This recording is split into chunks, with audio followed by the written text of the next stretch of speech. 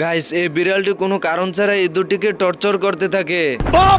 এইদিকে ইঁদুর বিড়ালের হাত থেকে কোনোভাবে নিস্তার পায় না। कैसा लगा मेरा मजाक? এরপর বিড়ালের অত্যাচার দেখে ইঁদুর বলতে থাকে, হালাই আমার 14 মধ্যে খায় ফেলাইছিল। এইদিকে ইঁদুরের উপর অত্যাচার দেখে উপর থেকে বিজ্ঞানী একটি কেমিক্যাল ছুড়ে মারে, যাতে ইঁদুরের শক্তি বাড়ে এন্ড বিড়ালের সাথে ফাইট করতে পারে। দেখি সোনা বউয়ের মুখটা কেমন।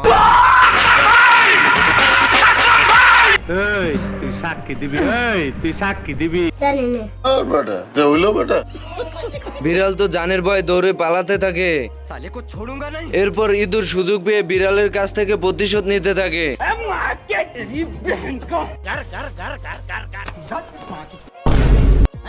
ये क्या हो गया?